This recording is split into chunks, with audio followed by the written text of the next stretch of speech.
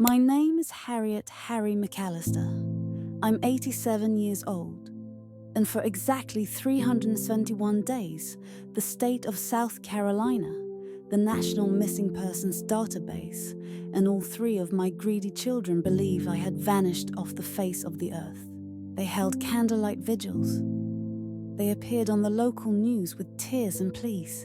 They even got a billboard on I-26 that read, "Have you seen Harriet McAllister? Missing since March 3rd, 2025.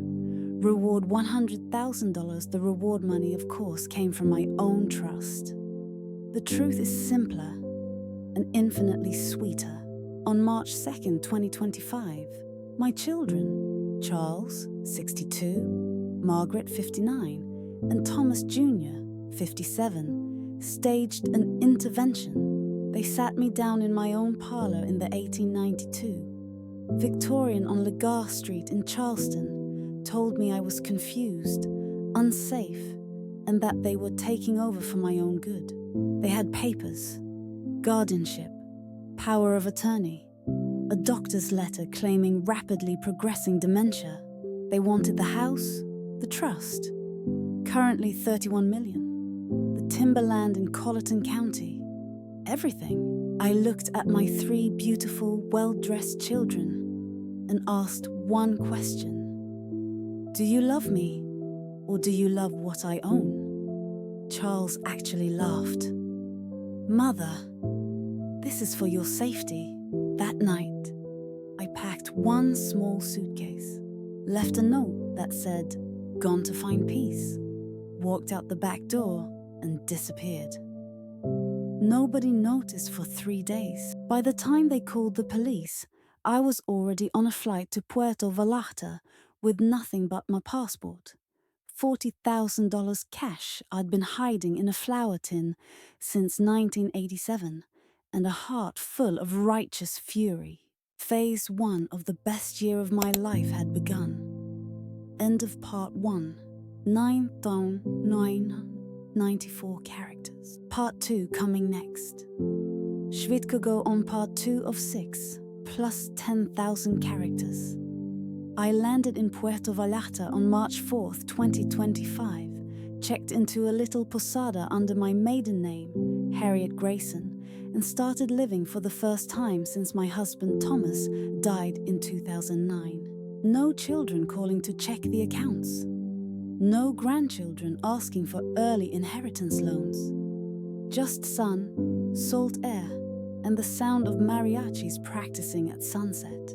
3 weeks later, I met Luis Eduardo Morales, 79, retired architect, widower, with kind eyes, silver hair, and the best laugh I'd heard in 50 years. We drank margaritas on the Malecon, danced to a street band, and talked until the stars came out. He never asked how much money I had. I never asked how little he had.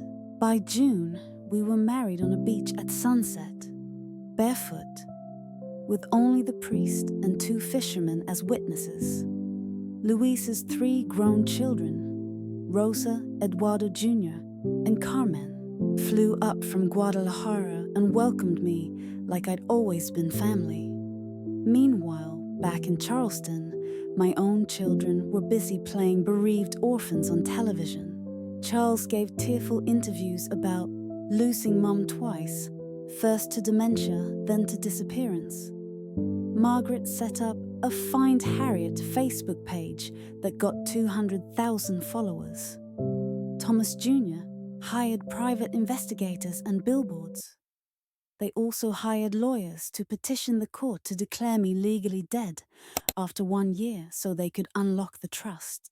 South Carolina law allows it 7 years for presumed death, but with compelling circumstances, a judge can shorten it.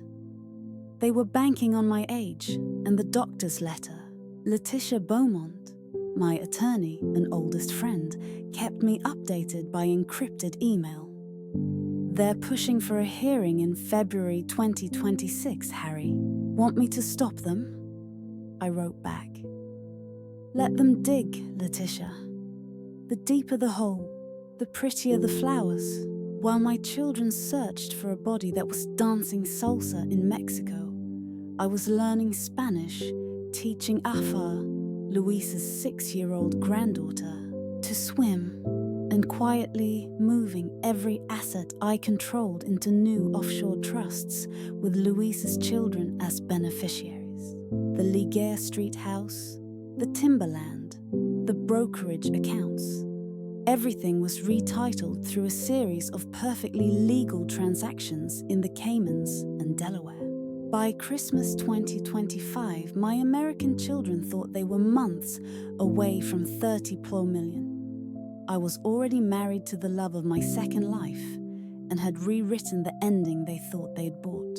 I just needed the perfect moment to come home. February 14, 2026. The day my children had scheduled the presumed death. Hearing in Charleston County Probate Court, I was on a plane from Puerto Vallarta to Atlanta with Luis beside me, both of us wearing matching gold wedding bands, glinting in the sun. Letitia had arranged everything. Private car from the airport, hotel suite under a fake name, and front row seats in the courtroom for the show of the century. The hearing was set for 10 a.m. My children arrived looking like they were attending a victory party. Charles in a new navy suit, Margaret in pearls and a black dress, just in case. Thomas Jr., already practicing his grief face for the cameras outside. They had witnesses lined up. The doctor who wrote the dementia letter, paid handsomely. A neighbor who swore I'd been wandering the streets confused. Even a private investigator with blurry photos of an elderly woman in Mexico that looked nothing like me. The judge, Honorable Lucille Washington, who'd known me since she was in pigtails, called the case. In the matter of the presumed death of Harriet Grayson McAllister, my children stood, ready to cry on cue. That's when Letitia stood up in the back row. Your Honor, may I approach with new evidence? Judge Washington raised an eyebrow. On counsel, this is highly irregular. Letitia smiled. I believe the court will find it very regular.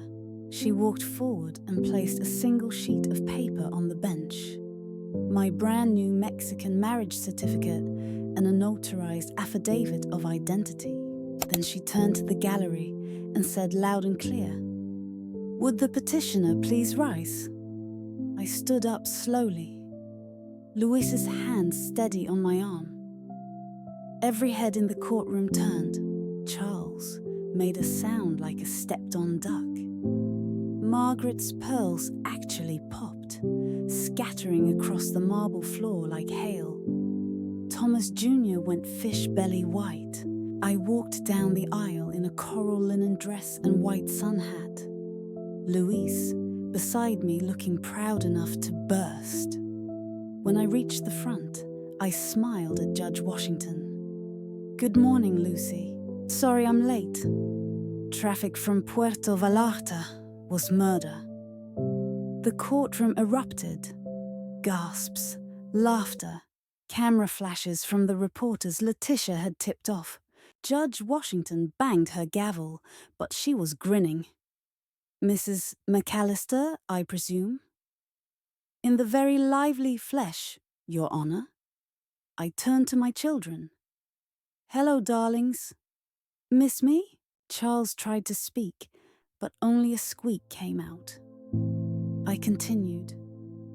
"I believe you were about to have me declared dead so you could split $31 million. Bad news, I'm not dead. Good news, I brought someone I want you to meet." I gestured to Luis. "This is my husband, Luis Eduardo Morales. We were married June 12, 2025, in Puerto Vallarta. Perfectly legal, perfectly happy." Margaret found her voice. "You can't just..." I raised one finger. "Actually, I can." And I did. Letitia stepped forward with a thick folder. Your Honor, we move to dismiss this petition with prejudice and sanction petitioners for filing in bad faith. Judge Washington didn't even look at the papers. Motion granted. Petitioners will pay all court costs and Mrs. McAllister's legal fees. Court is adjourned. She banged the gavel once, then leaned over the bench. Welcome home, Miss Harry. You always did know how to make an entrance. The reporters swarmed as Lewis and I walked out arm in arm, but the real show was waiting at the house on Lagar Street. We pulled up to Lagar Street at 2:47 p.m. The house looked exactly the same. Pale yellow with black shutters, magnolias blooming like they'd never stopped. Only now, there was a brand new historical marker by the gate. McAllister Morales House, built 1892, reborn 2026. Home of Harriet Grayson, McAllister Morales, and her beloved husband, Luis Eduardo Morales. My children's cars were already in the driveway. They'd beaten us home, probably thinking they could still change my mind. They were waiting in the parlor like naughty school children. Margaret spoke first. Mother, this is insane. You married some stranger after running off. We can have it annulled. You weren't in your right mind. I poured myself iced tea from the pitcher Maria, my housekeeper of 30 years, had left on the sideboard. Margaret, I was in my right mind when I signed the prenup. Louis gets nothing if we divorce, but his children get everything if I die. 3 mouths opened at once. I continued. While you were busy declaring me dead, I was busy making a new family. Rosa, Eduardo Jr., and Carmen Morales are now the sole beneficiaries of the McAllister trusts. The house, the timberland, the brokerage accounts, every single cent. Thomas Jr. found his voice. You can't do that! We're your blood! Luis, who'd been quiet until now, spoke for the first time. His English soft and perfect. Blood didn't visit her in Mexico. Blood didn't dance with her at midnight. Blood didn't make her laugh until she cried. Love did. I squeezed his hand. Exactly. Charles tried the lawyer voice. We'll contest this. Undue influence, lack of capacity. Letitia appeared in the doorway with her briefcase. Bring it on, Charles. We have medical records from 3 countries, 6 doctors, and a marriage certificate signed when your mother was healthier than all 3 of you combined. Good luck. I walked to the mantel and took down the family portrait from 1995. Me, Thomas Sr., and the 3 children, all smiling like we were happy. I turned it face down. This chapter is closed. The new chapter has salsa music and grandchildren who call me Abuela Harry. Margaret started crying. Real tears this time. I softened, but only a little. You are still my children. You will always be welcome for Sunday supper if you can behave. But the money, the house, that belongs to people who loved me when I had nothing but a suitcase and a broken heart. I opened the front door. Now, if you'll excuse us, Luis and I have a honeymoon to finish. We're leaving for Patagonia tomorrow. They left without another word.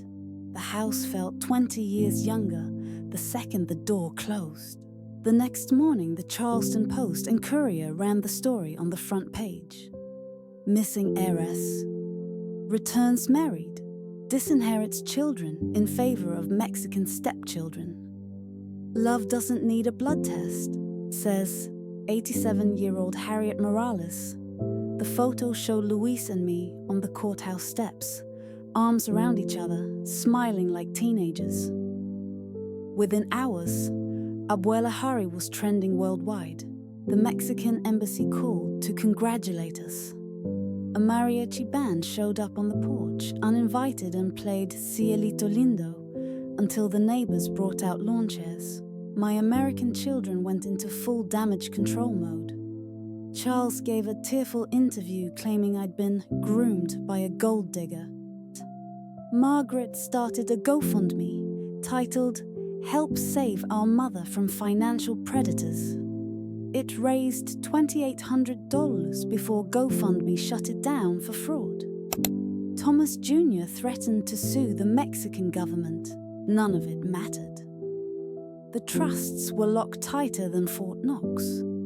The new deed to the Legos Street house was already recorded with Luis and his children as joint tenants. We flew to Patagonia 2 weeks later to Patagonia, just the two of us. Hiked glaciers at sunrise.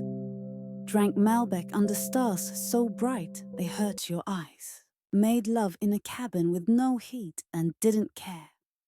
I sent my American children one postcard from Ushuaia, having the time of my life. Wish you were here, but not enough to pay for it. Love. Mama, they never wrote back. While we were gone, Rosa, Eduardo Jr., and Carmen flew to Charleston, moved into the East Wing, and started turning the carriage house into a free community center for immigrant families. They hung new curtains, bright Mexican colors. They planted avocado trees in the backyard for luck.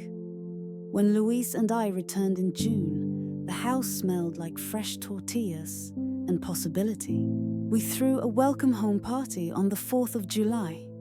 300 guests, low country boil, mariachis, and a fireworks over the harbor. My American children were not invited, but they came anyway. Stood on the sidewalk outside the gate, watching strangers dance in what used to be their inheritance. I saw them from the porch. I raised my glass of champagne and toasted the night. To second chances, second families, and the sweet, sweet sound of justice served with a side of salsa. The crowd cheered. Charles turned and walked away first. Margaret and Thomas followed. They haven't been back since. 2 years have passed since that fireworks night. I'm 89 now, still dancing, slower, but I dance. Still drinking margaritas on the porch with Luis, while the sun sinks into the harbor like a ripe peach. The Lagar Street is no longer just a house. It's the McAllister Morales Cultural Center. Rosa runs English and citizenship classes in the parlor. Eduardo Jr. teaches architecture to at-risk teens in the old dining room. Carmen turned the 3rd floor into a free daycare so immigrant mothers can work or study. We host salsa nights every Friday, tamal-making classes on Saturdays, and Sunday potlucks where nobody cares what language you speak as long as you bring a dish to share. The magnolia tree in the front yard has a new brass plaque. Planted 1924, reborn 2026, in honor of every woman who refused to disappear. My American children tried one last lawsuit in 2027. They lost in 43 minutes. The judge's written opinion is now framed in the foyer. Petitioners sought to profit from their mother's presumed death. They now complain she chose life and love instead. Case dismissed with prejudice and a reminder that greed is a poor substitute for gratitude. They sold their houses, moved away. Atlanta, Charlotte, somewhere they don't have to see their mother's face on every local billboard that says, Abuela Hari says, family is who shows up. They don't call. They don't write. They don't come to Christmas. But every December 24th, 3 anonymous envelopes arrive at the cultural center, one from each city, containing exactly $10,000 each. No note. I know who they're from. I cash them, buy Christmas presents for every child who's never had one, and whisper to the empty air, redemption accepted. Keep trying. Luis and I renewed our vows last year on the same beach where we married. This time, the whole family came. Rosa, Eduardo, Carmen, their spouses, 11 grandchildren, and Ava wearing the flower crown I wore in 1958. We danced until dawn. I still wear Thomas's wedding ring on my right hand and Luis's on my left. 2 loves, 1 life, no regrets. If you're ever in Charleston on a Friday night, come by Lega Street. The porch light is always on. The music is always playing. And there's always room for 1 more at the table. Because some women don't fade away.